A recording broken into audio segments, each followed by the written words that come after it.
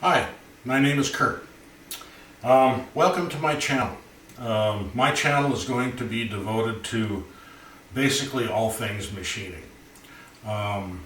From lathes, bandsaws, drilling, milling. I also have a combination of a mill drill, lathe, CNC setup, also a shop task, Patriot, and which can do either manual or CNC operations. And all these things are dedicated towards just building things that are fun in the shop. Give you a little bit of an introduction to myself. I am a pharmacist. I own my own store. I'm buried here deep in the mountains of western Montana. I've lived in Montana my entire life. I'm a fourth generation Montanan. My dad was someone who was very interested in metalworking and welding and things of that nature, although he never directly got involved with machining. He passed away many years before I got involved with this, so it was kind of unfortunate I wasn't able to share this with him. However, getting on with it, about 12 years ago I purchased an Asian mini lathe, and this mini lathe introduced me to the world of machining. Of course, the first 6 months or so that I sat down and tried to do machining, I spent most of my time destroying my tools and the work pieces and almost destroying the lathe, although these little Asian mini lathes are pretty tough. I finally wised up and one day decided to get a hold of a series of videos on how to run the mini lathe by Jose Rodriguez. I owe a lot to Jose because he taught me speeds and feeds, the different functions of the lathe, what needs to be done from setup through choice of correct tools to machining itself, and having some kind of an end project in mind. I owe a lot to Jose. If you see this video, thank you for everything that you've given me. I appreciated it. I've had other people watch your videos and they're just thoroughly impressed by how well that you teach people. This series is going to be primarily devoted to building a miniature version of a 9-cylinder radial aircraft engine. Very popular with a lot of World War II aircraft, primarily F-4F Wildcats. Of course, later versions were the 18-cylinder engines that you saw in the F-6F Hellcat. But the reason why, and I bought these instructions on how to build one of these about 10 years ago. Lee Hodgson is the guy that developed these instructions and how to build one of these absolutely fabulous engines. And I'm going to take you step by step through the process of how I machine, not all, but most of the interesting parts on this engine. But to get back to what I was originally, the reason why I was originally doing this, it was because I couldn't understand how a radial aircraft engine functioned internally. It was a total mystery to me. Nobody could actually enlighten me on the subject. And I thought the best way to learn how they run internally is to build one. And so every week I intend to release videos to YouTube showing you how I'm doing different steps in the process, and maybe also demonstrating to you some of the things I've learned in machining, and maybe passing on some of this knowledge from many people that I've learned from. I believe that these people that are on YouTube right now are some of the greatest, most humanitarian people that I've ever seen. The machining community is really a collection of wonderful human beings. they pass their knowledge on and their tools on just without any reservation to other people and to anybody who needs their advice or their help. First of all, I want to send out the second person that I started watching videos of, and James Kilroy is right in this accord. He calls Mr. Pete the one and only, and he is the one and only. As a shop teacher, he has a vast mountain of information that he provides to us.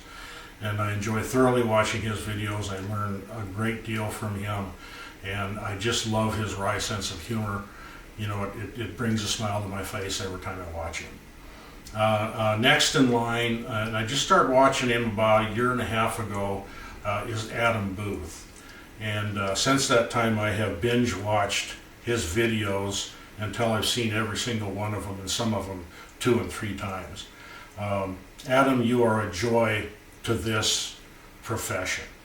And I do call machining a profession because it is just a remarkable area of expertise that you bring to it, and your ability to be so precise in everything that you do is fabulous.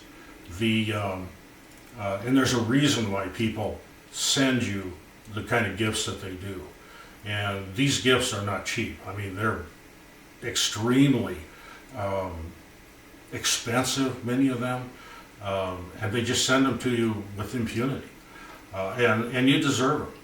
The information I've learned from you is, every time I watch you, I learn 3 or 4 new things I didn't know before.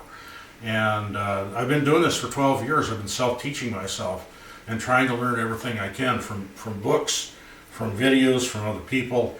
And the knowledge that you've given me has been probably the best of all of them. But you're not the only one.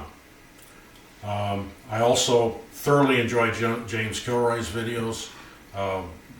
Jay, you know, I just love your conversational quality that you put into your videos, the type of depth that you put into them, and other information that I find interesting that's a little bit outside the realm of machining. But you also have a lot of knowledge and love the work that you do. Tom Lipton, you're one of a kind, man. You do have a tremendous wealth of knowledge, and I love watching the artistry with which you conduct each one of your little videos that you show to us. Continue the good work. I'll continue to watch, and just like to know a little bit more back history about you. That'd be kind of interesting. We did get maybe a small glimpse into your life when we took the short tour of the Berkeley labs, but I'm not sure what you do there. Are you a machinist there? Are you an engineer there? Are you a scientist? What's going on? If you can enlighten us on that a little bit, I really think that'd be kind of cool. Other people, Randy Richard in the shop. You know, Randy, you're just a down-to-earth kind of guy. It's interesting to watch the stuff that you do. You do all kinds of different interesting things, and you do a beautiful job. I mean, you're a craftsman. You know, you should be proud of everything you do, and I'm sure that everybody that watches you feels the same way. Brad Jacob, you know, the love that I have for South Bend products, especially South Bend lathes, you've just, you know, reaffirmed how I feel about those machines. And I have a heavy 10 that I'm probably going to have to restore at some point. I'm using it now as a working lathe, but I'm having some trouble with some wobble in it. And I'm going to try and get it adjusted, see if I can get that straightened out. But I need to seek advice. Probably will need to seek advice from you at some point in time. But you're another one. I love your videos. You're also a craftsman. And, you know, keep up the good work. Sorry, but I am having to refer to my sheet here occasionally. Most recently, someone has come to my attention that I have found an equal amount of enjoyment with, and that's Dale Derry of Metal Tips and Tricks. Dale, I'd like to know a little bit about your background too. Were you a shop teacher?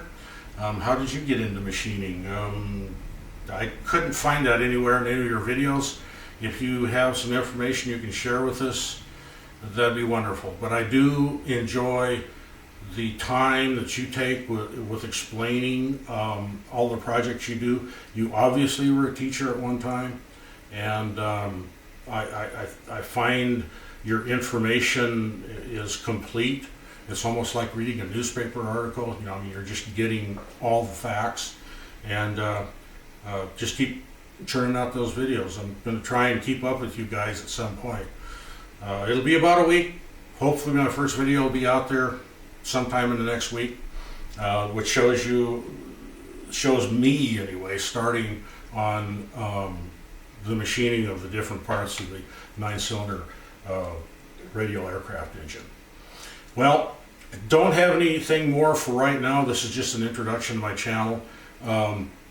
Keep up the good work, all you guys out there in YouTube land, and I'll talk to you later.